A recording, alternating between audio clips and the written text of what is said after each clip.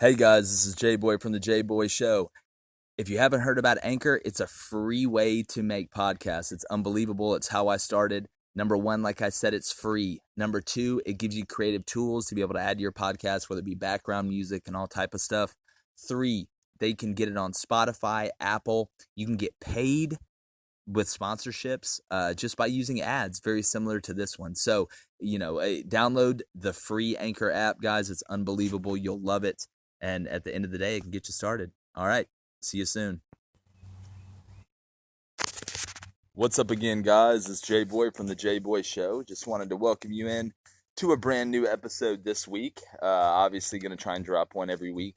It is 420, so take that how you may. And obviously, with the home lockdown deal, and still kind of in law, I'm sure there's a lot of people taking advantage of the date. But just again, hope everybody's staying safe out there, and really excited about the show today. And before I even get into it, I want to thank everybody that really listened last week. Last week was really the first one that was kind of launched and put out there, and got a good amount of views. Really excited about it for the first time, and obviously need to keep that going up. And like I said, the more views we get, the more things that we can do.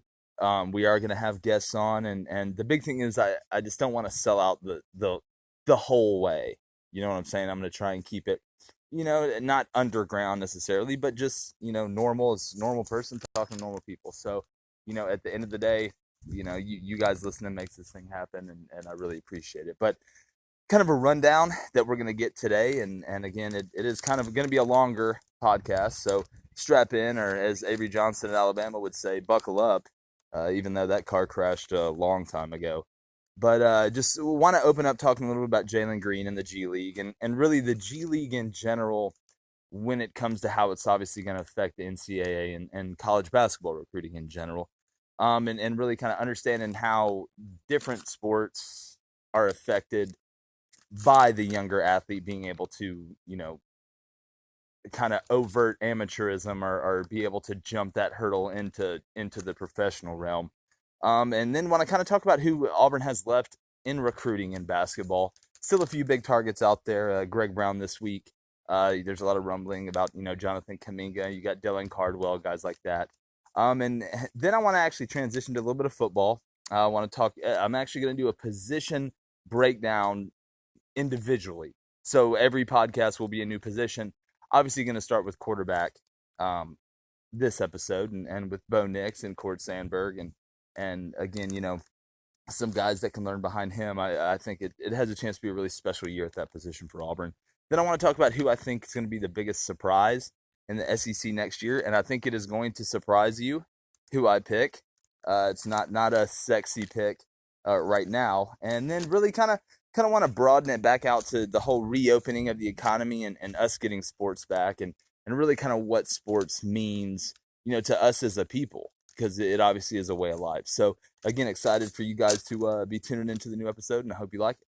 And let's get it going. But really, like I said, I want to open with Jalen Green, and the first podcast I had, I had an inkling that, maybe there was something up. There was a setup. Him and Sharif Cooper and all these guys were setting this up. And if you really kind of followed some of the tea leaves, you could see that happening. It was a believable thing. And at the end of the day, when you offer somebody $500,000 insurance in case they get hurt, and all these perks, but alone just $500,000 and the opportunity to train at that profession, there's no way you can blame the kid or the family for taking that deal. I mean, to me, look at it, they'd be crazy not to. And it's the old adage. And I know a lot of Auburn fans are pissed off, and screw Jalen Green, whatever. I hope he breaks his leg, all that stuff. But really, if you think about it, if you take off your orange and blue glasses and you really think about it, a bird in the hand is better than one in the bush every single time. And you get the best of both worlds, instead of him really, let's just say not making any money at Auburn. Let's just say not making any money at Auburn. Compared to making $500,000 like that. But to me, the biggest deal was the insurance. obviously that had to swing the parents. God forbid something happens, you still get paid out a lot of money. You still give yourself a huge advantage in life. So it was a smart move. Be mad if you want. I understand, the process of how he handled it and stuff like that. I can understand the criticism of that. I think you can criticize him for that. But there's no way you can criticize him for the choice. There's no way. And then, obviously they said, what school would you have picked if you went to college? And he said Memphis. From what I've been told, there were some things that happened at the end when they found out he was going to make the decision to turn professional, semi-professional, whatever you want to call it.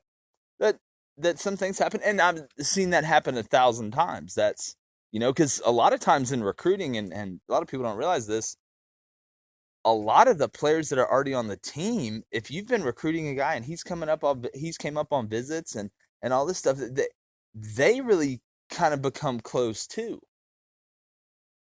And to me, I think as a recruit, that's really the hardest part at the end, is that you've made relationships with guys your age, a little bit older than you, that maybe you look up to, obviously play the same sport as you, and you've done that at, let's say, your final 3 schools. Well, 66.6% of those guys are going to be disappointed when you decide where to go. And sometimes, like I said, you see players, well, that's fun. That's fun. Kiss my ass then, dog. Then I'll see you then. I'll see you then. I've seen that. So, at the end of the day, the kid and the family made a decision I think they had to make. And it brings up the question, okay, so is the G League going to really water down college basketball?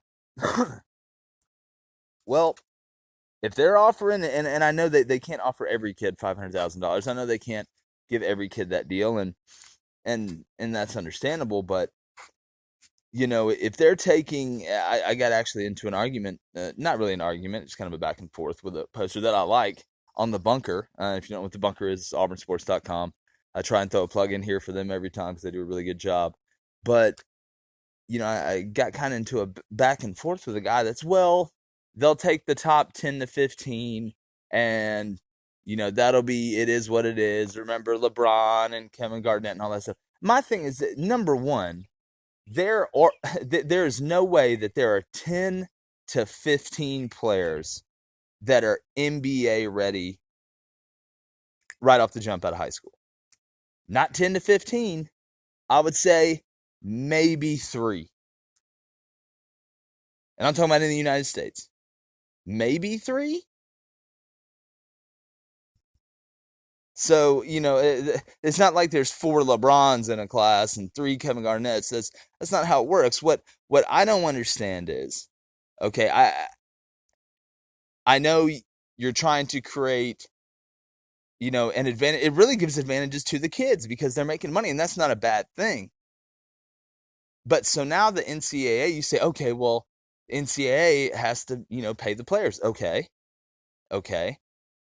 I'll give you a hint. The NCAA is not going to pay a player $500,000. They're not going to do that. So to me, that argument, that money wouldn't even be close. So that's not going to be an argument. That's not going to do anything. You may stop one kid. He's like, well, I grew up loving, Purdue. So if Purdue can pay me $20,000, I can go to Purdue and get a Purdue degree, whatever. Or go for 1 year, whatever. But there has to be some sort of balancing act or some sort of cap that the G League can offer. If the NCAA is going to give guys money, it has to be in the same ballpark, or none of it matters. You're back to square one.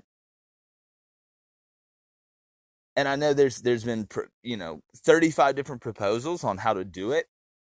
Yeah, I'm sure it's doable. But the G League can't be, you're offering guys $500,000. I mean, shit, dog. There's a lot of people, including probably myself, that do unforgivable shit for $500,000. I mean, that's a lot of money, man. That's a lot of money. And you're training to do what you love at the highest level? Stop. You're going to Tom Cruise all these kids. The G League will have them at hello. And you're seeing it now with Greg Brown. Another Auburn target. Auburn has a few targets left out there. I think Kuminga obviously is going to reclassify. And there is that new rule that is waiving the SAT and the ACT this year, obviously because of the coronavirus. So I think that's going to factor in to Kuminga's deal being able to reclassify earlier in a good way. Now, do I think Auburn has a good shot at either one of them? No. Because now the G League's talking to Greg Brown. They offer him, he's going to go if they offer him that. I'm going to go ahead and give you guys a hint. He's going to go. Now, he said he's down to, obviously, taking the G League out of it. And me thinking he will go to the G League if he's offered that. Let's say he's not offered that. He has the Final Four of Texas, Auburn, Memphis, and Kentucky. And a lot of people are future casting him to Texas. I don't think Kentucky's really in it. I don't know how much Auburn is in it. There was a lot of talk a couple weeks ago that Auburn was the leader. And I wonder, I really wonder how hard Auburn has increased their push for Greg Brown now. Obviously that Jalen Green's not there. And we'll see. We'll see. This week, some people said the commitment video has already been made. Well, you never know. But right now, I think if the G League offers him something in that realm, he's gone. But take the G League out of it. I think it's been Texas for a while now. And, home state, you're a tall, athletic guy that can play guard, play the four, in the Kevin Durant style, a guy that's been there, the only person I know that's ever played basketball at Texas, really. And I'm sure there's some other big-time guys, but just off the top of my head. So I'd expect that one. And then you look at Kuminga. And again, that'll be later down the road, but, it could be Bruce needs a scorer. He needs another scorer. And look, to be honest with you, I was one of the few that during the season thought that Turbo Jones did some good things, but we just haven't seen enough, to know. And again, in basketball and especially with young players in any sport, you really don't know until you're thrown out there with consistent minutes to see how it's going to be. So we'll see. But we do know they need another scorer. Obviously, they'll be in the transfer market. But, one last thing I want to touch on with this G League deal. And the biggest thing you can't fall in the trap of, and every sports broadcaster, announcer, whatever, will fall into this trap. Watch. Any, skipping channel, all that stuff, I bet they fall in this trap. They're going to try to compare it to other sports and how they handle their younger, generation of talent. So, for example, okay, try and compare the G League to either the NFL or the MLB. You can't do it. There's no comparison. All right, because obviously to make it to the NBA, 99% of the time you have to meet the height requirement. Okay, in baseball, you can be 5'6". I think Jose Altuve is legally a midget, but he's an all-star every year. Now he probably knows what pitch is coming every time because those bastards steal signs. But you don't have to be 6'5" to play in Major League Baseball. You don't. There are way more players in baseball in the major leagues than there are basketball players in the NBA. And I know that's a very simple fact and everybody knows that. But if you really look at what that does is it makes it's non-congruent when you're talking about, younger generations and being able to get into the pros early. You cannot compare that. It's two totally different things. The numbers are totally different. The requirements are totally different. You can be 7 feet tall and play in Major League Baseball. You could be 4 feet tall and play in Major League Baseball. You can't be 5'6" and play in the NBA. You can't. I mean, you can be 7 foot tall. They encourage that. All right, now you compare it to the NFL. Compare it to the NFL. Number one, the sports are obviously totally different, and the life. I'm trying to think of the word. The length of time you can play is way different. So therefore, the readiness of the player is way different. You have to be at a certain level of strength to play in the NFL and live. And I'm not saying you can be weak in the NBA, but there's some guys that aren't exactly, Kevin Durant doesn't look like he's exactly benching 400 pounds. Okay, if you put Kevin Durant over, if you let Kevin Durant go over the middle one time and let a safety come from the opposite side and get a good lick on him, it may break him in half. He may turn into 6 feet on both sides once they break him in half. And again, guys in the NFL don't play that long. Guys can play in the NBA. Shoot, Vince Carter's been playing for 74 years. He started on a team that played during World War II. He's the first guy to dunk ever. True story. So you can't compare. There may be one every year high school kid that can just physically live through an NFL season. Not play good, not play a lot, but live. Not die out there. Because guys, and I know all the guys, because HGTV started getting huge, obviously, when, I'm 30 years old, just, was 30 in November. So, I remember when HGTV just came out and was huge.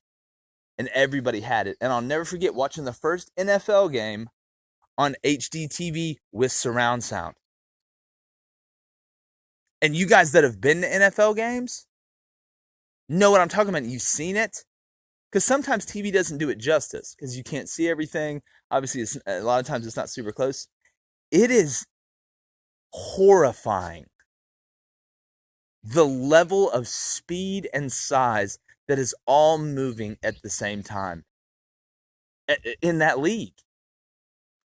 It's unbelievable. Just the sounds. I think if you literally put a mic in the middle of a scrum during World War I, and then put a mic in the middle of a goal line, ISO play at the one in the middle, I think the sounds would be about the same. It's crazy. It's crazy. So, you can't compare those things. So it's its own entity, and it needs to be treated that way. It needs to be treated that way. So again, that's really my take on it, and there's a lot of different opinions. I'm sure a lot of you guys are like, man, hell no. Hell no. Just let them go. Just let them go pro, and let college basketball, deal with it. And look, that's fine. People are still going to watch college basketball. But don't you want the quality to be as good as it can? And that's what the people who are running the show want. Obviously, the NCAA isn't happy about this G League stuff. Anytime you take 10 or 15 of the top, talent out of the pool, obviously the place you took it from is not going to be happy. So something will have to change. I think something will change. To be honest with you, with the NCAA, you never know. You never know. You never know. So we'll see. God knows what's going to happen with them. I think at the end of the day, they're probably going to have to come up with a stipend or something, and then put a cap on what kids can accept coming out of high school, which again goes, I mean, that's kind of anti-capitalistic, man, So you're almost damned if you do and damned if you don't. And we'll see. It's obviously affecting recruiting. It's obviously affecting Auburn. And it's again, we'll see how they finish, but I would not be surprised if Greg Brown went to the G League. Would not be surprised at all. So I really kind of kind of want to transition a little bit, into football. Obviously, with the reopening, all this stuff happening, football's looking more likely and likely that it's going to be played. Fingers crossed. But I really want to kind of dive a little bit into the quarterback position at Auburn. And look, I'm not going to go through everybody on the depth chart. I'm really going to go through the two guys that have a chance to play and that will really have a big hand in determining Auburn's success. And that's Bo Nix and that's Cord Sandberg, and that's the quarterback position at Auburn. And there's a wild card this year. Chad Morris, Chad's a quarterback guy. And it'll be interesting to see, I think, really what he's going to bring. Obviously, I think he's going to bring a few more route concepts. I think he's going to try and spread it more for Bo, especially if the offensive line is average, because you will see Auburn's quick game increase a whole hell of a lot in the passing game if the Auburn's offensive line is average. If Auburn's offensive line is above average, Gus is going to run that ball. And you know what? That's fine if they're above average or if they're great. But if they're average or if they're below average, well, now your quick game's got to turn into your run game. And you have to become a team that almost, can only move forward by trying to not trick people, but, pitch backwards. What do I mean by pitch backwards? The best pitchers in baseball, the ones that can throw a curveball, on 2-0 for a strike, or 0-0 for a strike, or a slider on 1-0 for a strike. Well, in football, a lot of times, most teams run to open the pass. Well, pitching backwards is passing to open the run, but that's not throwing it deep every time. It's being very, very cheap with where you're throwing the ball. And what do I mean by cheap? Not greedy. Oh, there's 2-step slant. 4-yard hitch. Break a tackle, get 7. It's stuff like that. And again, you don't want to be in that position, but you have to have answers if you are in that position. And the thing that Auburn has working in its favor this year is you have a quarterback that played as a true freshman, played in every game, played against the team that won the national championship. So he's seen it. He knows what it's supposed to look like. He saw Joe Burrow. He knows what it's supposed to look like. He was around the team with Cam Newton. He knows what it's supposed to look like. And if you look at what that kid did, he beat Alabama in his first game against them and made a couple absolutely butterball shots. I mean, the one he threw to Sal Cannella was cash money. The one that Williams caught with one hand, that ball was dropped in the bucket. And again, he had some overthrows in it, but again, it's the hardest position, probably the hardest position to play on the field, especially as a true freshman, especially in the SEC West. And people forget, he really led a comeback drive against Oregon in his first ever college game in a huge moment. So he knows what it's like when the lights are at their brightest. And that's a huge feather in the cap. And again, a lot of players make their biggest jump from their freshman to sophomore year. And the kid's going to grind. The kid's going to work. The kid's going to be a leader. Shoot, I think the biggest question, and again, a lot of the play calling can lose you a game. But a lot of times, guys, it's not the play calling. And with Gus, I'm not going to lie, a lot of times it has been the play calling. And play calling is not, that was a bad play. It's you're not playing to your personnel. Why are you trying to line up and run the ball down their throat on 3rd and 2 when they know it's coming, and when they know it's coming, they can stop it? Every time. So my biggest thing is, how much control will they give Bo Nix? Because he's going to know the offense. And I think when you don't have a Cam Newton or a generational type talent, the best thing that Gus can do and people I know have been saying this for years, and I've been saying it, is back off. Is back off. And I actually think Bo Nix is going to be the one that gets him to finally back off.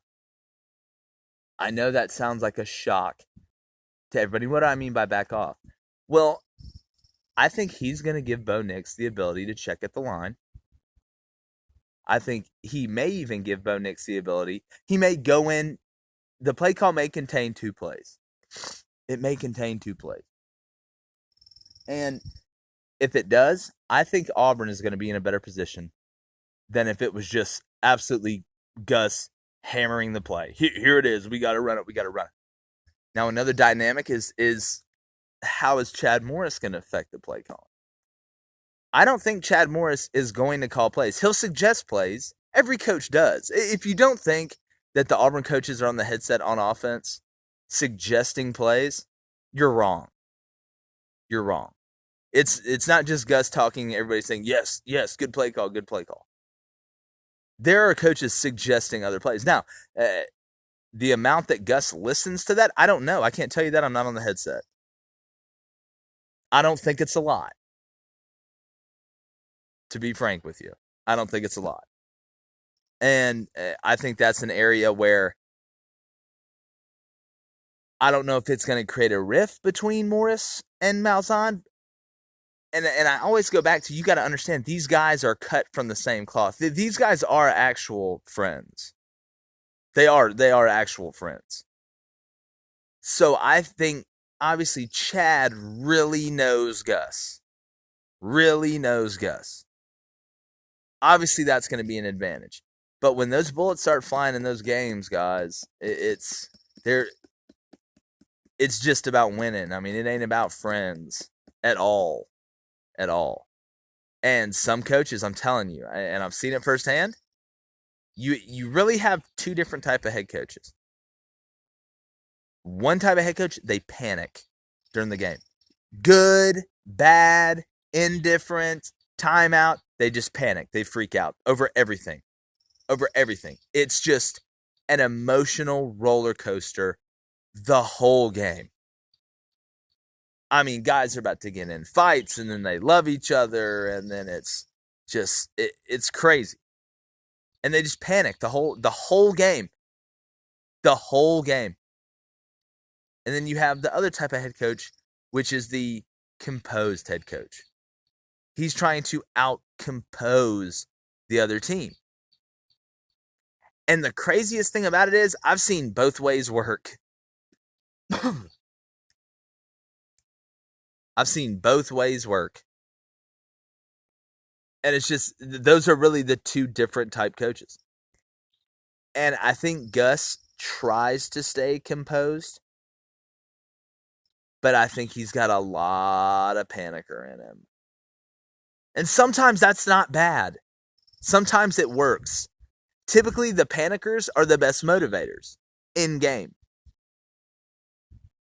Typically, the composed guys can kind of see more. They're typically better game managers, clock managers, timeout managers, all that stuff. It kind of goes into that, and then, I guess you could say the third is the hybrid of the 2, and I would tell you the hybrid of the 2 are probably the most successful.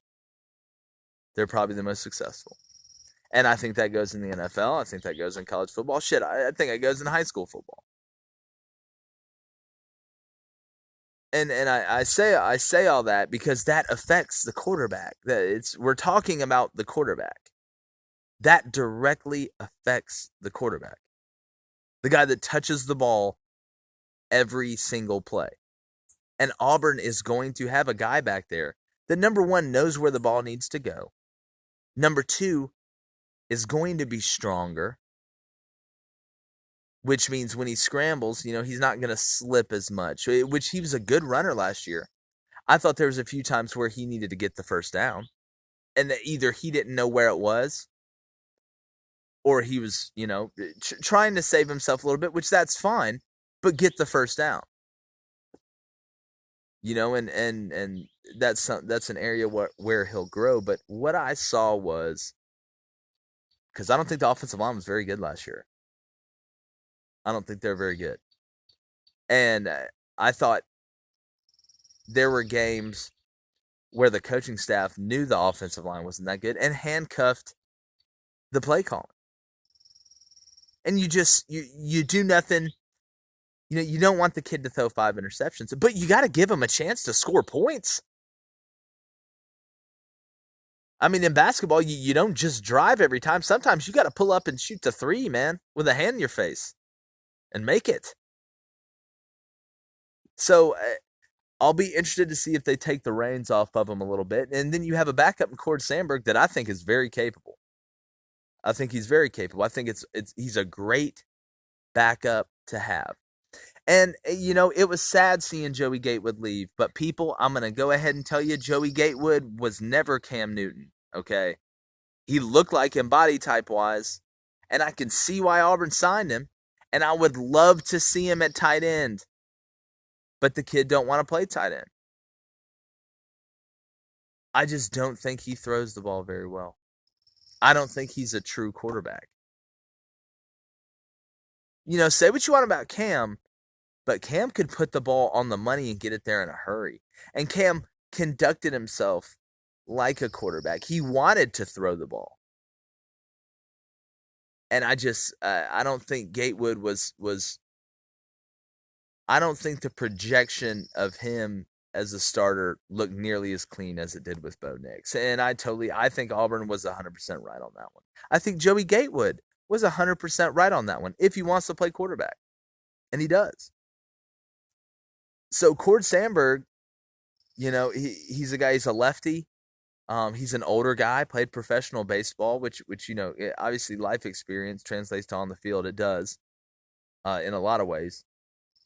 It's a lot of guys' motivation. But, he's a guy that can come in, God forbid something happens to Bo Nix, that can come in and get you out of a squeeze. I really do want to see kind of his vertical game a little more. I really didn't see a ton of that. I think he's a guy that's going to make good decisions. He's a guy that can tuck it and run it. So Auburn's in a good spot, a really good spot, quarterback-wise. The question is, what can they put around them? And it all comes down to the offensive line. And I touched on this in the last podcast. I'm not going to dive as deep as I did into it. That's actually going to be the next position that we preview on the next podcast. Is going to be the offensive line. And obviously that's going to be a really in-depth look at it because it's as important as anything, you're going to throw on the field. And it's hard. It's almost hard to make a prediction how the quarterback is going to do when you don't know the quality of the offensive line. And that's, like I said, going to be a huge measuring stick to Auburn's success and to Bo Nix's and Cord Sandberg, when he's in there. And we'll see how that goes. So really, from a preview standpoint, guys, that's it. He's a kid that make the throws.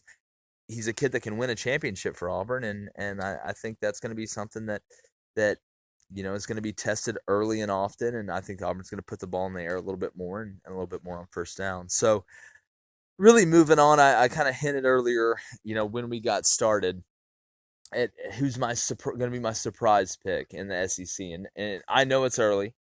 But, as crazy as it sounds, and I know I'm going to be in the minority here, I think Ole Miss is going to surprise some people. I think Lane Kiffin, obviously he brings a lot of energy.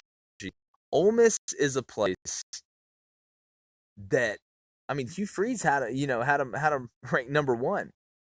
Or number 2 there for a while. And so it's a place that you can win, I think, about every third year. I think about every third year when your class becomes juniors, I think Ole Miss can be competitive. And I'm not saying win the SEC championship every third year, but, finish in the top 3 in the SEC West, believe it or not. Because what I see with Lane is there's no fear on his part to take chances in games. And that goes against a lot of coaches in the SEC because they realize the talent that you have, as long as you go out there and don't do too much, you'll have a chance to win the game. And don't turn the ball over and play good defense and all that stuff. But Lane's going to, and Mike Leach a little bit too at Mississippi State, but I don't think Mike Leach is going to be able to recruit at the level needed for the SEC. So I just don't think that dynamic works down here, just because the talent level is so rich in the Southeastern Conference. But I think at Ole Miss, Lane can get the players in there. I know he can get the quarterbacks in there. I know he can get the skill players in there. And just like every football team in America, it's going to come down to, can they get the linemen? And I think the approach that Lane is going to take, and I know the approach that he's going to take, because Lane's not one of these people, and I respect it about him, that is cliche. Oh, well, I can't, I don't want to take too many JUCO guys because I don't want to do this, or I want to have the and again, coaches have won using that formula, I promise you. Not taking too many JUCO guys, but I think at Ole Miss, the talent level in the Mississippi junior college system, especially on the line, is there. It's there. I've coached in that league. It's there. And a lot of those kids want to stay home. But I don't think, and I thought when Ed Orgeron got to Ole Miss, he was going to tap into this. I really thought he was, but he didn't. I really think Lane is going to go heavy after Mississippi junior college offensive linemen. He'll get a skill player every now and then out of there, but I think he's going to go in there, and that's how he's going to maintain. I really honestly believe that, because it's very hard for Ole Miss to go get 5-star offensive linemen without paying them, a la Hugh Freeze. And obviously the first 4-star, 5-star person that commits to Lane Kiffin, they're going to say he's cheating. But I think he can get the skill players there to be very competitive. And I think he'll do it. I think next year they will win a game that they're not supposed to win. I'm going to make a prediction right here. I say Ole Miss beats LSU next year. Yep, I said it. I bet Ole Miss beats LSU. I don't even know where the game's at. It may be in Death Valley. It may be in Oxford. I don't know. But literally April 20th, 2020, I am saying Ole Miss will beat LSU next year. I don't know what Ole Miss's overall record's going to be. I don't know what LSU's overall record's going to be. I'm not saying that. But I do think Ole Miss is going to beat them. And I think it's going to be a team in the SEC West. Because don't give me Sam Pittman in Arkansas. I don't believe in it. I'm going to tell you right now, I don't believe in it. I think LSU obviously lost a ton. And in football, that's tough. It's really tough. They'll be very talented. They'll have a chance probably to win double-digit games. I don't know. But obviously they're not going to be what they were last year. Mississippi State, I think they're going to be absolute ass this year. Yeah, I think you can mark that one down. Texas A&M, who knows with Jimbo? Who knows? That's the one that just blows my mind. I don't understand it. When he got that job, a lot of people in the SEC were very, very worried. And they should be, because Texas A&M has a ton of money. A ton of it. And Jimbo, he'll spend it. That Kellen Mond dude, man, just can't figure it out. That one really surprised me. I was shocked Auburn won that game. No cap. So that's one you got to worry about, but I'm just telling you, watch out for Ole Miss. Just watch out for them. So, again, we'll see, and it'll be something. It'll be interesting. It'll be a hell of a year. I hope they get to play it, and I really think they will. And that kind of moves into our last segment of this week's show. And again, obviously the first 2 podcasts I did were heavily leaned heavily political, but really I kind of just not having sports for this amount of time, and I think I speak for any diehard sports follower. It's it's a part of our lives. Sometimes it shapes our mood, whether that be good, bad, or indifferent. But a lot of times it's an outlet for people, and it's the people that come home and maybe your team's not playing, but you have the game on and you're watching it, or maybe you put $100 into DraftKings, and it's really a way of life for people in the United States. And even during World War II, that you still had sports. After Kennedy was assassinated, we still had sports. There's September 11th, a few were canceled, but we still had sports, and it really brings us together. Regardless if you're a Republican or a Democrat or independent, if you're a Steelers fan, when you're at that game, you are all Steelers fans. There is no, you're a Republican, no. It's and that's the beauty of it. And not having that, to me, it's almost like there's a void. And it's something to where we won't truly be back as a culture and society until we get sports back. Because it is a part of us. The United States identifies with sports.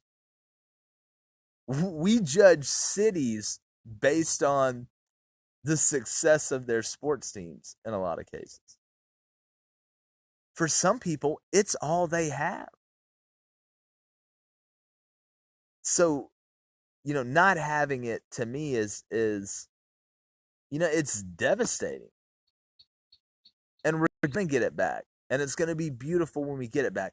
But when we get it back, I hope people really appreciate what it does for us as a society. Because it does bring us together. And at the end of the day, it's a pillar of who we are. And what we stand for. I mean, what do we stand for? Trying to be the best.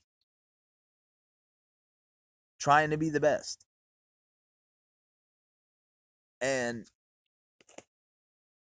culturally, you have people that, can be, gay, whatever. Well, there's, like I said, there's Steelers fans. There's Steelers fans.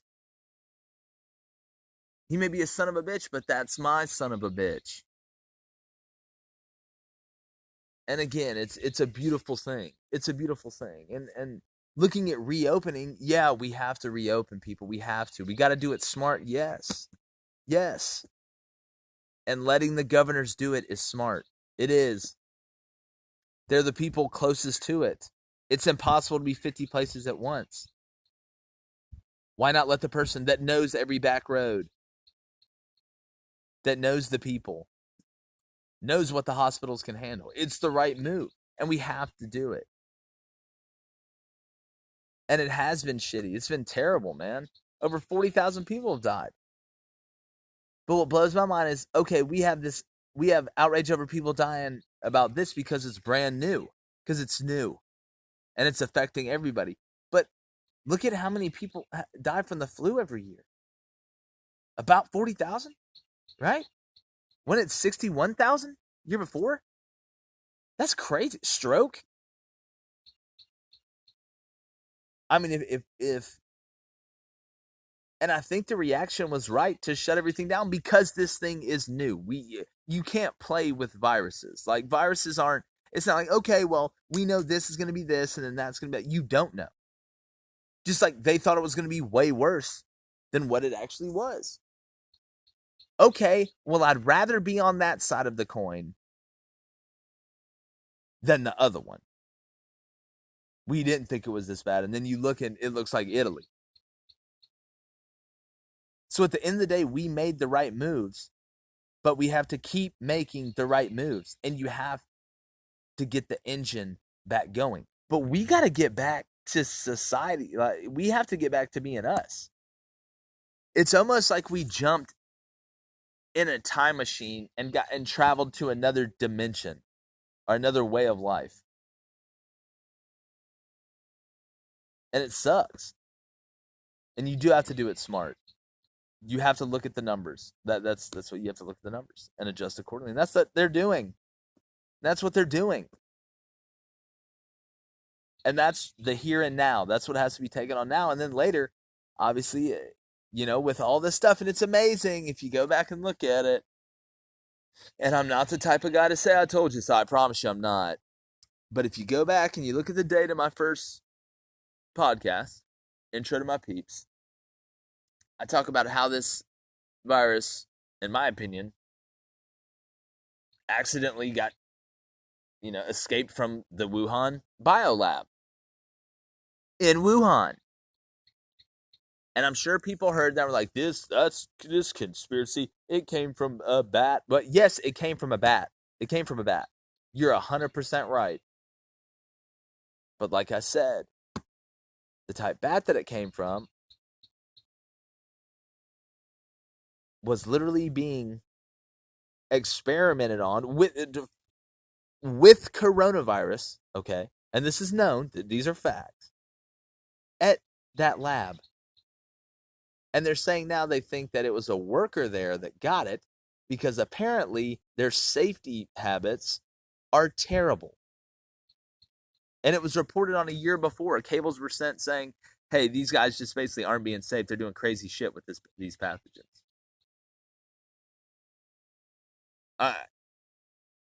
That's the way it's looking right now, guys. So, you can call me crazy or whatever. You can call me crazy or whatever, but that's the way it's looking. And like I said, they're saying there's a bill right now that can let people affected by the coronavirus, if it passes, sue Beijing. I'm all for it. I'm all for it. It killed 40,000 of our people, okay? At the end of the day, you got to look at that. You got to. They covered it up. Could have been prevented. Okay, and that's 40,000 families. So for the people out there that, that, oh my God, don't call it the Chinese virus or whatever. Please just, for real, just stop it. Please. Please. You're not helping anybody. It's facts. We have got to stop letting facts get in the way of good lies. We've got to stop. We've got to stop doing that stuff, man. And again, something will. It will pop. But at the end of the day, like I said, we're going to get this thing back reopened.